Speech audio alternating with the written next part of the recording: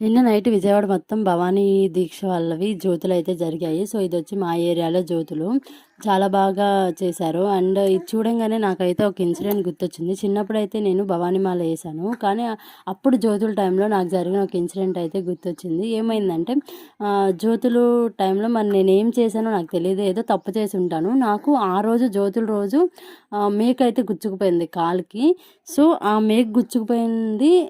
అప్పుడు అనుకున్నాను ఏదో తప్పు చేశాను. సో, అందుకే ఇలా జరిగిందని. కానీ జ్యోతి పట్టుకొని మనం కొండ చుట్టూ తిరగాలి కదా! ఏదైతే ఇంద్రకీలాద్రి ఉందో, సో, ఆ కొండ చుట్టూ అయితే తిరగాలి. అలాగే తిరిగాను. మేకు గుచ్చుకుపోయినా సరే ఆ జ్యోతి పట్టుకొని అలాగే కొండ చుట్టూ తిరిగాను. అది అప్పుడు ఆ టైంలో నాకది చాలా కష్టం కదా! ఎందుకంటే నేను మాలేసిందొచ్చి ఒక 9 ఇయర్స్, 10 ఇయర్స్ ఉంటాయేమో నాకు. సో, నేను అప్పుడు మాలేశాను.